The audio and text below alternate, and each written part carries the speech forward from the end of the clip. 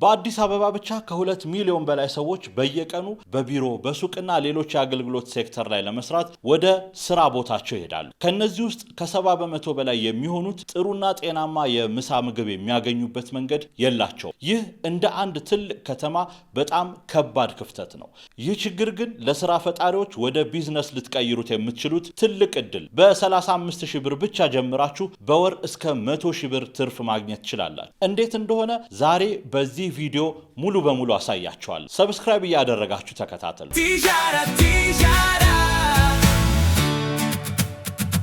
ኢትዮጵያ ውስጥ ያለውን ነባራዊ ሁኔታ እስቲ እንመልከት። በአዲስ አበባ፣ በሐዋሳ፣ በአዳማ፣ በባህር ዳር እንዲሁም በሁሉም ከተሞች በሚሊዮኖች የሚቆጠሩ ሰራተኞች በየቀኑ ለምሳ ይቸገራሉ። ምርጫቸው ምንድነው? የመጀመሪያው ምርጫ ሬስቶራንት ይሄዳሉ። ግን ዋጋው ውድ ነው። አንድ ምሳ ከ250 እስከ 400 ብር ደርሷል። በወር ከ6500 እስከ 10400 ብር ለምሳ ብቻ ለማውጣት ይገደዳሉ ማለት። ሁለተኛው ምርጫ ፋስት ፉድ የሚባሉትን ገዝተው ሊበሉ ይችላል። እንደ ሳንዱች፣ እርጥብ፣ ፈጢራ የመሳሰሉ በቶሎ የሚበስሉ ምግቦችን ግን ጤናማ ያልሆኑትን ማለት። ጥቂት ሳምንታት ከበሉ ይሰለቻሉ፣ ለጤናም አስጊ ናቸው። የመጨረሻው ምርጫ ከቤት ይዘው ይመጣሉ። ግን በዚህ ጊዜ ማን ነው የራሱን ምግብ በየቀኑ በወር ለ26 ቀናት ለማብሰል ጊዜ፣ ሞራልና አቅም ያለው? ሌሊት 11 ተኩል ተነስቶ ምግብ አብስሎ ወደ ስራ ለመሄድ ታክሲና ባስ ጠብቆ ተጋፍቶ ለስራ ለመድረስ ብዙዎች ገና ሲያስቡት ይደክማቸዋል። በተለይ ብቻቸውን ለሚኖሩ ይህ በጣም ከባድ። ችግሩ ግልጽ ነው። ሰዎች ጤናማ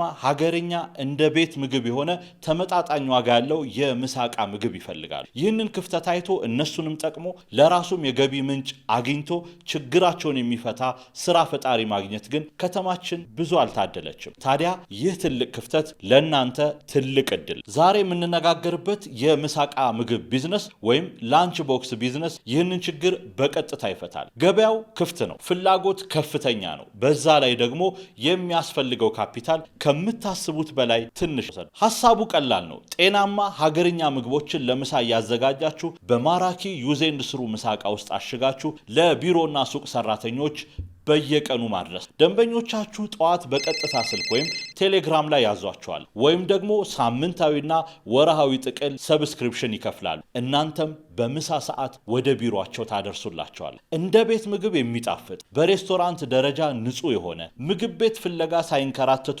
በዴሊቨሪ አምጥታችሁ ሶስቱንም በአንድ ላይ ታቀርባላችሁ። ከፍተኛ ጥራት ያለው የቤት ምግብ ስራ ቦታቸው ድረስ ያለምንም ድካም በዴሊቨሪ።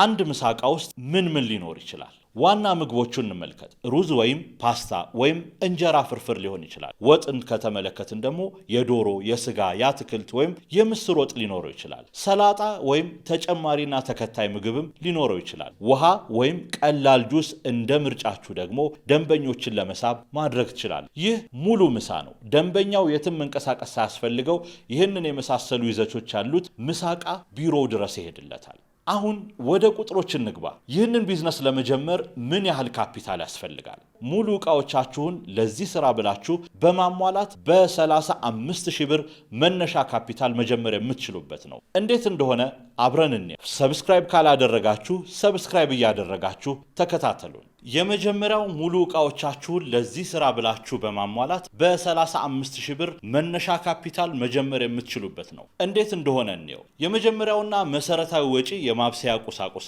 ለዚህም 9,000 ብር መድበን። ይህ ታዲያ ምን እንደሚያካትት እንመልከት። ድስቶች የመጀመሪያዎቹ ናቸው። ትልልቅና መካከለኛ ድስቶች ያስፈልጓል። ለ40 ወይም ለ50 ሰው ምግብ ስታዘጋጁ ትንንሽ ድስቶች አይበቋል። ቢያንስ 2 ትልልቅ ድስቶችና 2 መካከለኛ ድስቶች ያስፈልጓቸዋል። ሌላኛው ቢላዋና መቆረጫ ነው። ጥራት ያለው ቢላዋ ጊዜ ይቆጥብላችኋል። በየቀኑ ብዙ አትክልት ቆርጣላችሁ፣ ስጋ ታዘጋጃላችሁ። ደካማ ቢላዋ ስራችሁን ያዘገየዋል፣ ጉዳትም ሊያደርስባችሁ።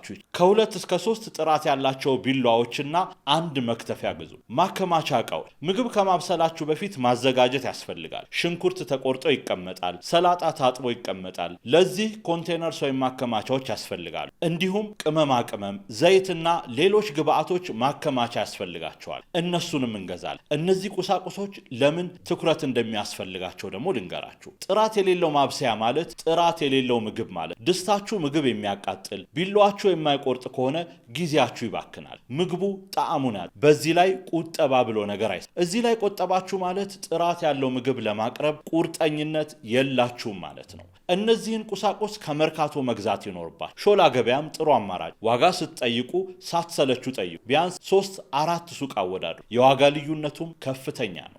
ሁለተኛው ወጪያችን የምግብ ማሸጊያ ዩዝ ኤንድ ስሩ ፕላስቲክ ምሳቃ።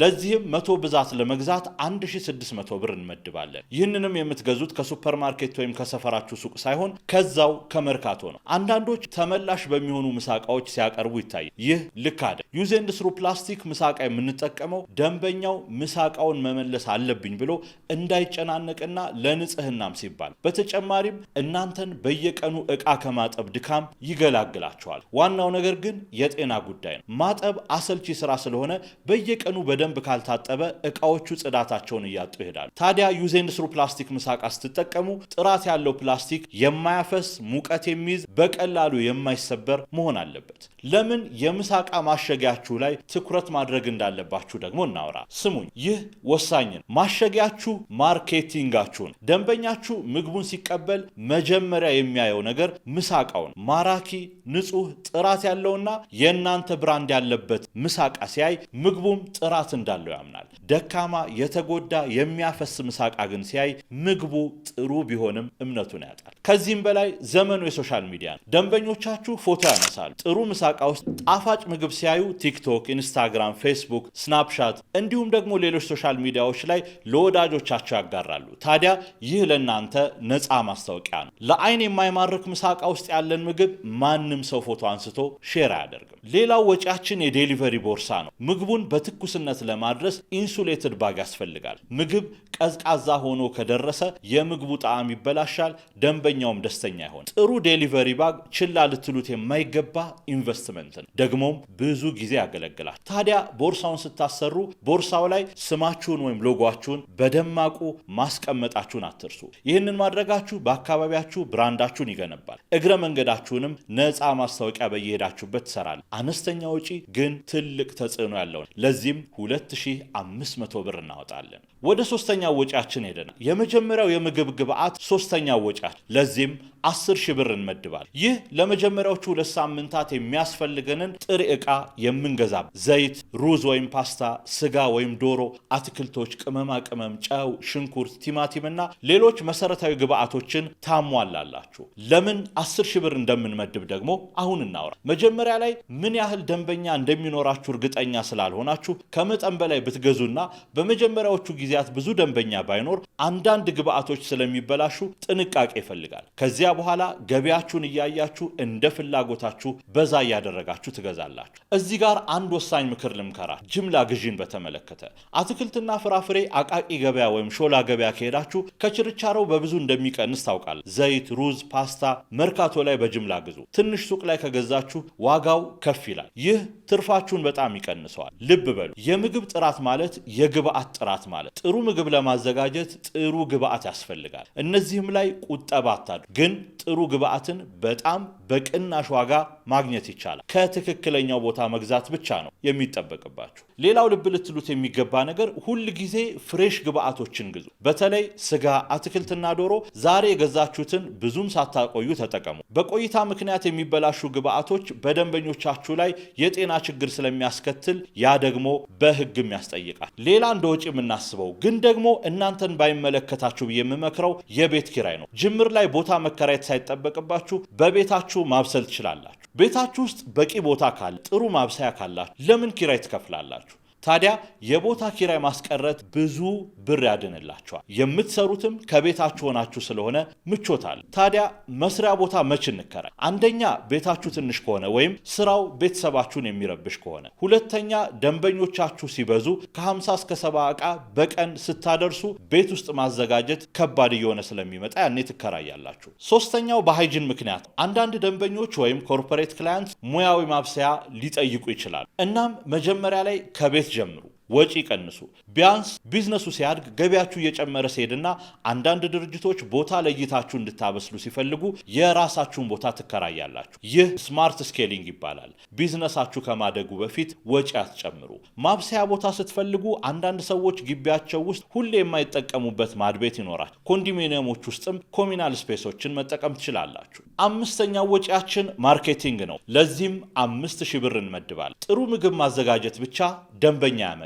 እንደዚህ የሚመስላችሁ ከሆነ ይህ ስህተት። ጥሩ ምግብ ማዘጋጀት የስራው 50% ነው። ሰዎች ንጹህና ጣፋጭ የምሳቃ ምግብ እንደምታቀርቡ እንዲያውቁ ማድረግ ደግሞ ሌላኛው 50% ነው። ስማችሁን፣ ሎጎአችሁን፣ የአገልግሎታችሁን ዝርዝር፣ ዋጋችሁን የሚያሳይ እንዲሁም የሶሻል ሚዲያ መገኛዎቻችሁን ፍላየር እና ቢዝነስ ካርድ ላይ አሰርታችሁ ቢሮዎች ላይና ሱቆች ላይ ታከፋፍላላችሁ።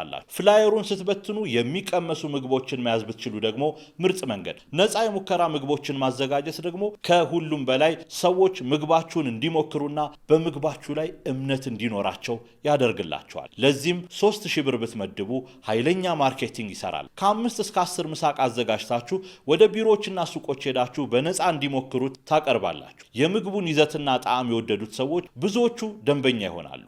ማናችንም ስለሚበላ ነገር በአፍ ከመስማት ይልቅ በራሳችን መቅመስ ነው የሚያስደስተን። ይህ የሰው ልጅ ተፈጥሮ ነው። አስተውሉ። ያለ ማርኬቲንግ ደንበኛ የለም። ያለ ደንበኛ ደግሞ ምንም ገቢ የለም። ያለ ገቢ ደግሞ ቢዝነስ የለም። ቀላል ቀመር ነው። ብዙዎች ምግብ ማብሰል ላይ ብቻ ያተኩሩና ማርኬቲንግን ይዘነጋሉ። ከዚያም ደንበኛ የለም ብለው ያቆማሉ።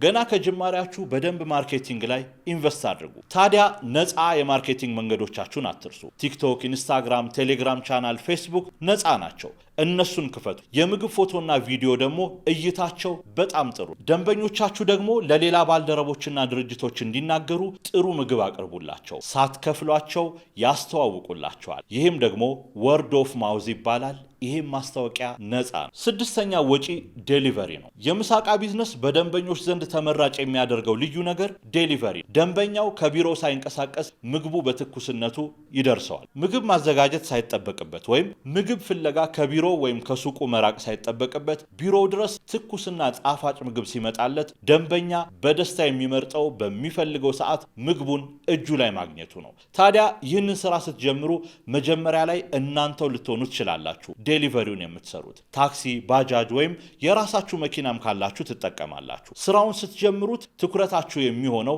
ከቤታችሁ አቅራቢያ ያሉ ቢሮዎችና ሱቆች ላይ ስለሆነ በእግራችሁም ተጉዛችሁ ልትሰጧቸው ትችላላችሁ። ታዲያ ጅምር ላይ አቅራቢያችሁ ያለውን ብቻ ስላችሁ ሰፈራችሁ ብቻ ሳይሆን በአንድ ታክሲ በቀላሉ የምትደርሱበት እስከ 1 እና 2 ኪሎ ሜትር ድረስ የሚሆኑ ቦታዎችንም መሸፈን ትችላላችሁ። ታዲያ በራሳችሁ ስታደርሱ የማድረሻ ወጪ ይቀንስላችኋል እንጂ ወጪ የለውም ማለት አይደለም። ይህ ወጪ በቀን ከ50 እስከ 120 ብር ትራንስፖርት ብታወጡ በወር ከ1300 እስከ 3120 ብር ይሄዳል። ስትጀምሩ ለምን እናንተው ዴሊቨሪውን ማድረግ እንዳለባችሁ ደግሞ ልንገራችሁ። አንድ ወጪ ለመቀነስ ነው። ሰው ከቀጠራችሁ ተጨማሪ ደሞዝ ይጠበቅባችኋል። ሁለተኛው ደግሞ ደንበኞቻችሁን በደንብ በአካል ለማወቅና ጥብቅ ግንኙነት ለመፍጠር ነው። ሶስተኛው ችግሮችን ለመረዳት። ምግቡ ዴሊቨር የሚደረግበት ሁኔታ ምን ይመስላል? ደንበኛውስ ምን አይነት ምላሽ አለው? ይህንን ማወቃችሁ ለስራችሁ ብርታት ይሆናችኋል። ማስተካከል ያለባችሁንም እያያችሁ ወዲያውኑ ታስተካክላላችሁ። መቼ ዴሊቨሪ የሚሰራላችሁ ሰው መቅጠር እንዳለባችሁ ደግሞ አሁን ልንገራችሁ። ደንበኞቻችሁ ከ30 እስከ 40 ሲደርሱ ማብሰልም ማድረስም ለአንድ ሰው ከባድ እየሆነ ሊመጣ ይችላል። ያኔ 3 አማራጭ አለ። የመጀመሪያው አማራጭ ፓርታይም ዴሊቨሪ የሚሰራ ሰው በግማሽ ቀን ቅጥር መፈጸም። ይህ ከሙሉ ጊዜ ሰራተኛ ያነሰ ወጪ ስላለው እስክታድጉ ያግዛችኋል። ሁለተኛው አማራጭ ዴሊቨሪ የሚሰሩ ባለሳይክል ወጣቶችን በማነጋገርና በማስማማት በምሳ ሰዓት እንዲያደርሱላችሁ መቅጠር ትችላላችሁ። ሶስተኛው አማራጭ ደግሞ የሙሉ ጊዜ አንድ ሰራተኛ ቀጥራችሁ ተጨማሪ ኃላፊነቶችም እንዲኖሩት ማድረግ ትችላላችሁ። ለምሳሌ ከምሳ ሰዓት ዴሊቨሪ ታይም ውጪ ግዢ መፈጸምና በሌሎች ስራዎች በማገዝ ስራችሁን የሚያቀል ሰራተኛ መቅጠር ትችላላችሁ። ዴሊቨሪ ላይ ታዲያ ይህንን ልብ በሉ። ምሳቃውን ስታደርሱ የዴሊቨሪ ራውታችሁን ወይም ቅደም ተከተሉን ማቀድ ያስፈልጋችኋል። በተለይ ደንበኞቻችሁ በተለያየ አካባቢ ከሆኑ ጊዜያችሁ እንዳይባክንና ትራንስፖርት ወጪያችሁ እንዳይጨምር በጥንቃቄ መጀመሪያ የምታደርሱበትን አካባቢና ቀጥሎ የምታደርሱበትን መለየት ይኖርባችኋል።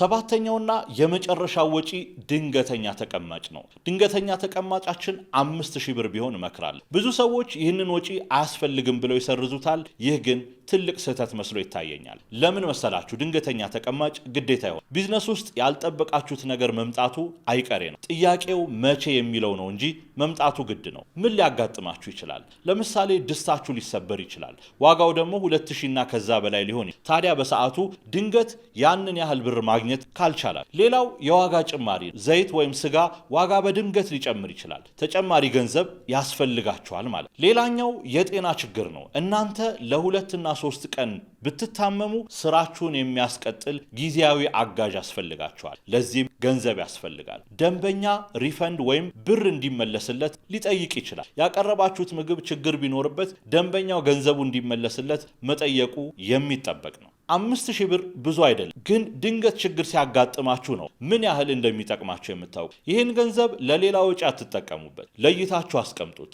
እንደ ኢንሹራንስ አስቡ። እዚህ ጋር ለየት ያለ ምክር ልስጣችሁ። ቢዝነስ ሲያድግ ድንገተኛ ተቀማጫችሁም ይደግ። ይህ ቢዝነሳችሁ በድንገተኛ ችግር ጊዜ እንዳይንገዳገድ ያግዛል። ወጪያችንን በተመለከተ ማጠቃለያን ጠቅላላ ድምሩ 35000። ይህንን ቁጥር ስትመለከቱ አስቡ። 35000 ብር ኢንቨስት አድርጋችሁ በመጀመሪያው ጊዜ ኢንቨስት ያደረጋችሁትን መልሳችሁ ወደ ንጹህ ትርፍ መሸጋገር ትችላላችሁ። ግን ልብ በሉ፣ እያንዳንዱ ወጪ ዓላማ አለ። በአግባቡ ካልመደባችሁት ችግር ላይ ትወድቃላችሁ። ማብሰያ ላይ ቆጥባችሁ ምግቡ ጥራቱን ያጣል። ማሸጊያ ላይ ቆጥባችሁ ደንበኛችሁን መሳብ አትችሉም። ማርኬቲንግ ላይ ቆጥባችሁ ደንበኛችሁን አትጨምሩ። ድንገተኛ ተቀማጭ ሳይኖራችሁ ችግር ሲመጣ ትንገዳገዳላችሁ። ስለዚህ የነገርኳችሁን በደንብ ተከተሉ፣ በጥበብ ተጠቀሙበት። ቢዝነሳችሁ በእርግጠኝነት ይሳካል።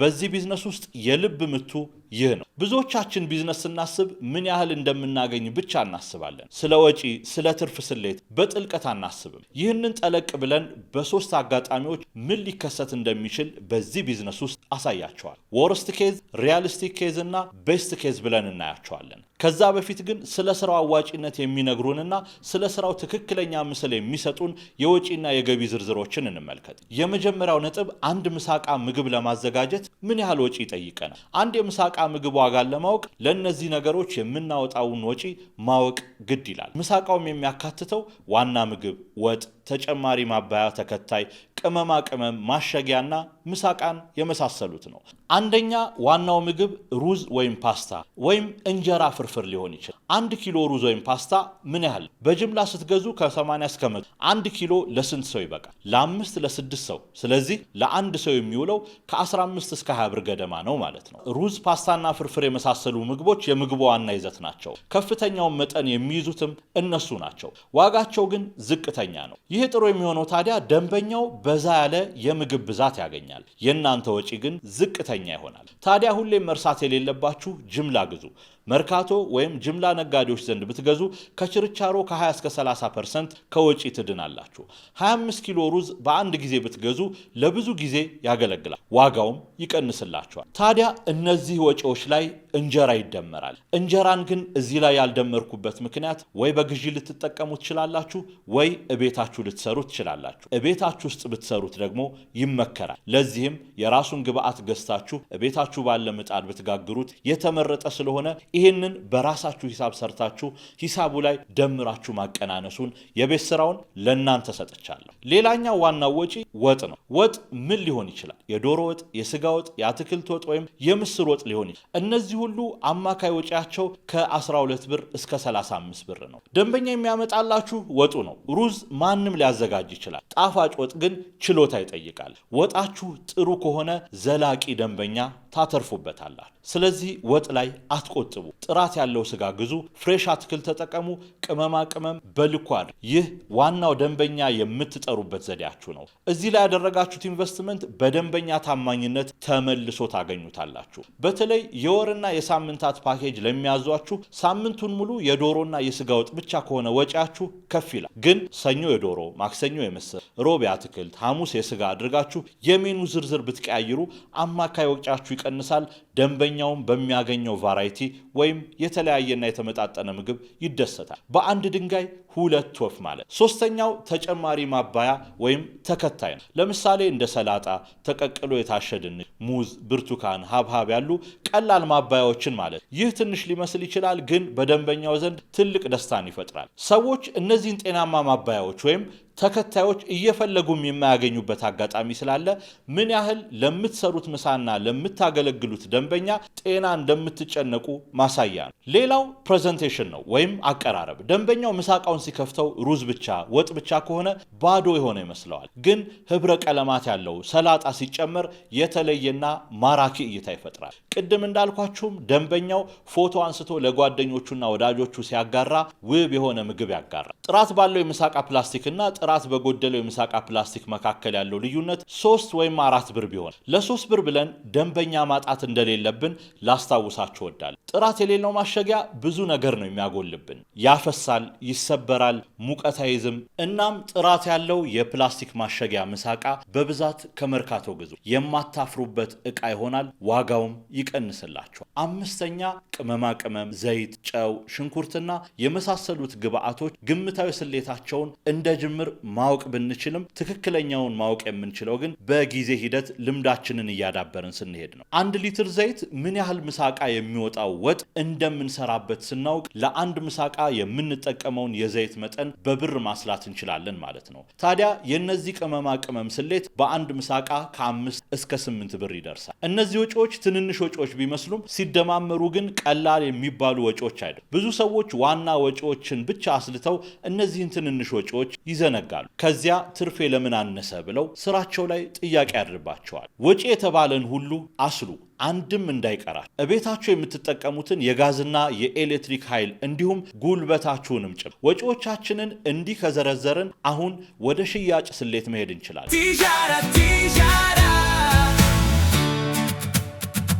ወደ ሽያጭ ስሌት ስንገባ ገበያውን በደንብ መመልከት ያስፈልጋል። አዲስ አበባ ውስጥ ሬስቶራንቶች ላይ ምግብ ስንት ብር ነው የሚሸጥ? ከ250 እስከ 450 ብር በአማካይ ነው ብለን እንውሰድ። እነዚህን ምግቦች ባለንበት ቦታ የሚያደርሱ ምግብ ቤቶች ደግሞ ለዴሊቨሪ ስንት ይጠይቃሉ? ከ150 እስከ 300 ብር። እናንተ ግን የቤት ጣዕም ያለው ምግብ ሰርታችሁ ቢሮና ሱቃችን ድረስ እያደረሳችሁ ዋጋችሁ ከነዚህ ያነሰ ሆኖ ስታደርሱ ተመራጭ ትሆናላችሁ። እንደ ጅምር ታዲያ የምግብ ዋጋችሁን ከ150 እስከ 175 ብር አድርጉ። ይህ ዋጋ እውቅናችሁና ተቀባይነታችሁ እየጨመረ ሲመጣ እያደገ መሄድ የሚችል ስለሆነ ትርፋችሁም አብሮ ያድጋል። ደንበኞች የሚመቻቸውን አማራጭ እንዲመርጡ በ2 ወይም 3 አይነት ምድብ ሜኗችሁን ማዘጋጀት ትችላላችሁ። በዛም ዋጋውን ከዝቅተኛ እስከ ከፍተኛ ዋጋ ማስመረጥ ትችላላችሁ። ለምሳሌ የአትክልት ወጥ 130 ብር፣ የስጋ ወጥ 160 ብር እና ልዩ ምሳቃ በ175 ብር አድርጋችሁ ማዘጋጀት ትችላላችሁ።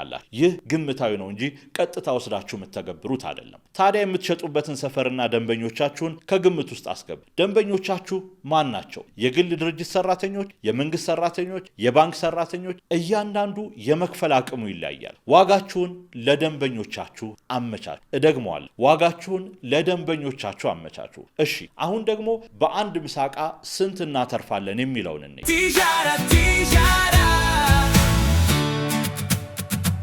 ወጪያችሁ ከ55 ብር እስከ 75 ብር ይሆናል። ሽያጫችሁ ደግሞ ከ130 ብር እስከ 170 ብር ነው።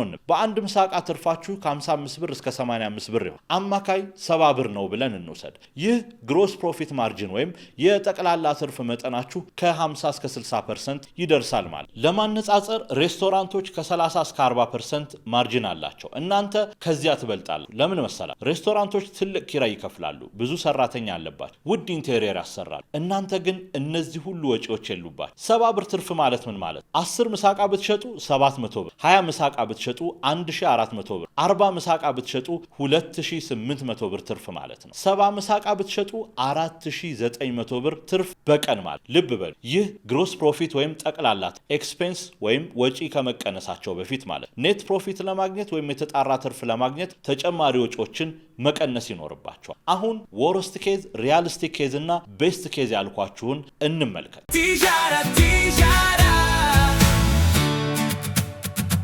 ሪያሊስቲክ ወይም አንድ ሰው በቀላሉ ሊያሳካው በሚችልበት ሁኔታ ሲሰራ በቀን 40 ምሳቃ ሪያሊስቲክ ነው። አንድ ሰው ከ4 እስከ 5 ሰዓታት ውስጥ ብቻውን ማዘጋጀት የሚችለው ከ30 እስከ 50 ምሳቃ ነው። ከዚያ በላይ ብቻችሁን ከባድ ሊሆንባችሁ ይችላል። ረዳትም ያስፈልጋል። 40 ምሳቃ ማለት 8 ቢሮዎች ውስጥ 5 ደንበኛ ወይም 20 ቢሮዎች ውስጥ 2 ደንበኛ፣ 2 ኩባንያዎች ውስጥ 20 ሰራተኛ አገኘን ማለት የሪያሊስቲክ ግባችንን አሳካን ማለት ነው። ይሄ ደግሞ ከተሰራበት መምጣት የሚችል ቀላል ቁጥር። መጀመሪያ ላይ ከ5 እስከ 10 ምሳቃ ብቻ ትጀምራለህ። ቀስ ብላችሁ ታድጋላችሁ። በአጭር ጊዜ ውስጥ ደንበኞቻችሁ እየጨመሩ 40 መድረስ ይችላሉ። 40 ምሳቃ ማኔጀብል ሆኖ ትርፋማው ስራ ነው። ታዲያ በዚህ መንገድ የምናገኘው ትርፍ 40 ምሳቃ በ70 ብር ትርፍ 26 የሥራ ቀናት ጠቅላላ ትርፋችን 72800 ብር ነው። በየወሩ የሚጠበቅብን ተደጋጋሚ ወጪዎች ደግሞ 22800 ብር ነው። ንጹህ ትርፋችንን ታዲያ ስናቀናንስ 50 ሺህ ብር በወር እናገኛለን። ይህ ምን ማለት ነው? 35 ሺህ ብር ኢንቨስት አድርጋችሁ በወር 50 ሺህ ብር ትርፍ ታገኛላችሁ። 108% ሪተርን ኦን ኢንቨስትመንት በአንድ ወር። ይህ ማለት ኢንቨስትመንታችሁን በመጀመሪያው ወር መልሳችሁ ከዚያ በኋላ ያለው ሙሉ ትርፍ ነው ማለት። ይህ ኤክሰፕሽናል። ብዙ ቢዝነስ ኢንቨስትመንቱን ለመመለስ 6 ወር፣ 1 ዓመት ወይም ከዚያ በላይ ይወስድበታል። እናንተ በአንድ ወር ያወጣችሁትን መልሳችሁ ወደ ትርፍ ትሸጋገራላችሁ። አሁን ደግሞ እስኪ አልሸጥንም ብለን እናስብና ወርስት ኬዝ በጣም በዝቅተኛው እናስበው። በቀን 20 ምሳቃዎችን በ65 ብር ዝቅተኛ ትርፍ ሸጥን እንበል። የቀን ትርፋችን 1300 ብር፣ የወር ጠቅላላ ትርፋችን በ26 ቀን 33800 ብር። በወር ውስጥ የሚጠብቀን ተደጋጋሚ ወጪዎች ደግሞ 16000 ብር። በዚህ መንገድ ታዲያ በወር የተጣራ ንጹህ ትርፋችን 17800 ብር ይሆናል። አሁን ደግሞ በደንብ የተሳካ ሽያጭ ስናካሄድ ያለውን ሁኔታ እንየው። ይህ the best case scenario የምንለው በቀን 70 ምሳቃዎችን በ75 ብር ወይም ከፍተኛ ትርፍ ሸጥን እንበል። የቀን ትርፋችን 5250 ብር፣ የወር ጠቅላላ ትርፋችን በ26 ቀን 136500 ብር፣ ወርሃዊ የሚጠብቁን ተደጋጋሚ ወጪዎች ደግሞ 32000 ብር፣ ረዳት ሰራተኛና ሌሎች ወጪዎችን ጨምረን ማለት ነው። በዚህ መንገድ ታዲያ በወር የተጣራ ንጹህ ትርፋችን 104500 ብር ይሆናል። ዋናው ነጥብ ታዲያ ወርስት ኬዝ ላይ ሰርቫይቭ ታደርጋላችሁ። ሪያሊስቲክ ኬዝ ላይ ጥሩ ገቢ ታገኛል። ቤስት ኬዝ ላይ ሀብታም ትሆናላችሁ። ቢዝነሱ ማደግ የሚችል ተስፋ ያለውና አጀማመራችሁን በትንሹ አድርጋችሁ ሙከራችሁ ከተሳካ ኪሳራ የሌለበት ጥሩ ቢዝነስ ነው። የገቢና ወጪ ሞዴሉን በደንብ ከተመለከታችሁ እነዚህን ነገሮች ትማራላችሁ። አንድ ወጪያችሁን በጥልቀት ወቁ። እያንዳንዱ ብር ወደ ምን እንደሚሄድ ካላወቃችሁ ትርፋችሁን ማወቅ አትችሉ። እናም ትደክማላችሁ። የምሳቃ ቢዝነሳችሁ ግን ያትርፍ ይክሰር በደንብ አታውቁትም። ሁለተኛ ማርጂን ጠብቁ። ከፍተኛ ፐርሰንት ያለው ጥቅል ትርፍ ለማግኘት እቃ ግዢያችሁን በጅምላ ማድረግ፣ ብራንዳችሁን እያሳደጋችሁ መሄድና በየጊዜው የሚሰጣችሁን አስተያየት ማስተካከል ይኖርባችኋል። ሶስተኛ ስኬል ማድረግ ወይም ቢዝነሳችሁን ማስፋት ረጅም ያስጉዛችኋል። በአንዳንድ ወጪዎቻችሁ 20 ምሳቃ ከ70 ምሳቃ ጋር ተመሳሳይ ወጪ ሊኖረው ይችላል። ትርፉ ግን ከፍተኛ ልዩነት አለ። ታዲያ በዚህ ስራችሁ ላይ እነዚህን ቁጥሮች ተከታተሉ። በየቀኑ ምን ያህል ሸጡ፣ ምን ያህል ወጪ አወጣው፣ ምን ያህል ትርፍ አገኘው፣ እነዚህ ቁጥሮች እወቁ። ያኔ ቢዝነሳችሁ ወዴት እየሄደ እንደሆነ በግምት ሳይሆን በትክክለኛው መረጃ ታውቁታላችሁ። አሁን በደንብ ልታዳምጡኝ ይገባል።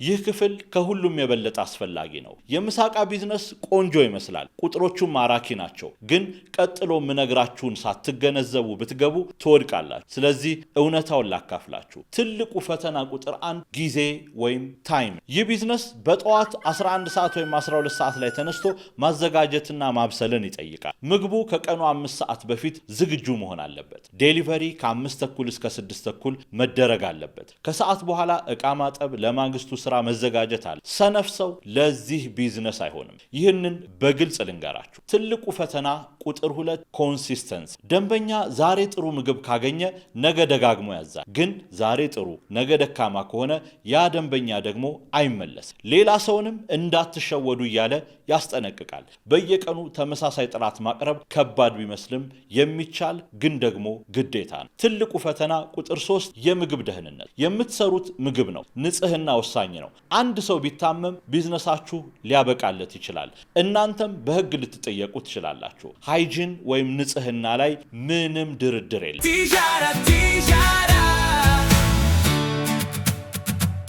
ይህንን ቢዝነስ ማን መጀመር የለበትም? ከቤታችሁ የምትጀምሩ ከሆነና አብሳይ ሳትቀጥሩ በራሳችሁ የምትሰሩ ከሆነ ማብሰል መቻል ይኖርባችኋል። ማብሰል የማትፈልጉ ከሆነ ይህ ቢዝነስ ለእናንተ አይደለም። ግን ጥሩ ምግብ ማዘጋጀት የምትችሉ ከሆነና ሰዎች ምግባችሁን የሚያደንቁላችሁ ከሆነ ይህ አጋጣሚ ተሰጧችሁን ወደ ገቢ የምትቀይሩበት ትልቅ እድል። የመጀመሪያው ወር ከባድ ሊሆን ይችላል። ምናልባት ከ15 እስከ 20 ደንበኛ ብቻ ይኖራችኋል። ትርፋችሁ ትንሽ ሊሆን ይችላል። ግን ያንን ወር ያላችሁን ደንበኞች እያስደሰታችሁ ብታልፉት ሁለተኛው ወር የሥራችሁን ውጤትና የራሱን እድል ይዞ ይመጣል። ሶስተኛው ወር ደንበኞቻችሁ ራሳቸው ያድጋሉ። አሁን ትልቁን ስዕል እንመልከት። ይህ ቢዝነስ ከሳይድ ሀስል ወይም ከጎን ለጎን ስራ ወደ ሙሉ ድርጅት ሊያድግ ይችላል። እንዴት? ልብ በሉ። ቢዝነስ የማራቶን ውድድር እንጂ የ100 ሜትር ሩጫ አይደለም። ሂደትን ልመዱ። በመጀመሪያዎቹ 3 ወራት እናንተው ታበስላላችሁ፣ እናንተው ታደርሳላችሁ፣ እናንተው ሂሳብ ትይዛላችሁ። ሁሉንም ነገር ብቻችሁን ልትሰሩ ትችላላችሁ። ይህ ከባድ ሊመስል ይችላል፣ ግን ቢዝነሱን ከውስጥ ለመረዳት ግዴታ ነው። ቢዝነሳችሁም ሲያድግ ሳትደክሙ መምራት የምትችሉት በዚሁ መረዳታችሁ ስለሆነ ትጠቀሙበታላችሁ። ከ3 እስከ 6 ወር ረዳት መጨመር ትጀምራላችሁ። አንድ ረዳትም ቢሆን ለውጥ ያመጣል። እናንተ ማብሰል ላይ ታተኩራላችሁ፣ ረዳቱ ዴሊቨሪ ያደርጋል ወይም ቀጥታ የምግብ ስራውን የሚያግዝም ሊሆን ይችላል። ከ6 ወር እስከ 1 ዓመት ሲስተም ትገነባላችሁ። የምግብ ዝግጅት ሲስተም፣ የግዢ ሲስተም፣ የዴሊቨሪ ሲስተም። በሌላችሁበት እንኳን ቢዝነሱ እንዲሄድ ማድረግ ትጀምራላችሁ። ምሳቃ ስታቀርቡ ታዲያ ከቢሮና ሱቅ ሰራተኞች በዘለለ ምን እድል እንዳላችሁ ልንገራችሁ። ኮርፖሬት ኬተሪንግ ድርጅቶች ለሰራተኞቻቸው ምሳ ማቅረብ ይፈልጋሉ። ሚቲንግስ ላይ ምግብ ያስፈልጋል። ትሬኒንግ ፕሮግራምስ ላይ ምሳ ያስፈልጋል። ይህ ገበያ ግዙፍ ነው። አንድ ድርጅት ለሰራተኞቹ ከ50 እስከ 100 ምሳቃ በቀን ሊፈልግ ይችላል። አንድ ውል ብቻ ቢዝነሳችሁን መንገዱን ሊቀይር ይችላል። ከዚያ ባለፈ ለሰርግ፣ ለልደት፣ ለስብሰባ ኬተሪንግ ሰርቪስ ወደ መስራት ማስፋፋት ትችላላችሁ።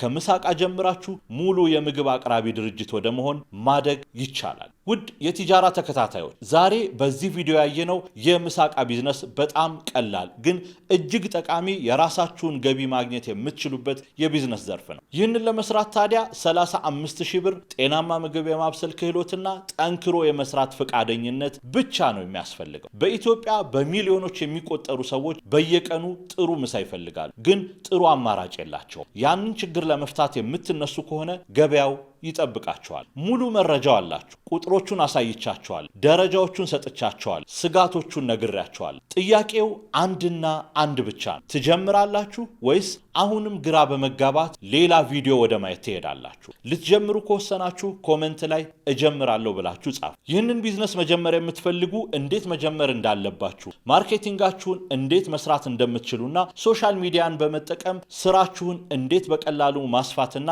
ብዙ ከስተመር ማግኘት እንደምትችሉ እንድናግዛችሁ ወደ ቴሌግራም ቻናላችን አሁኑኑ ተቀላቀሉ።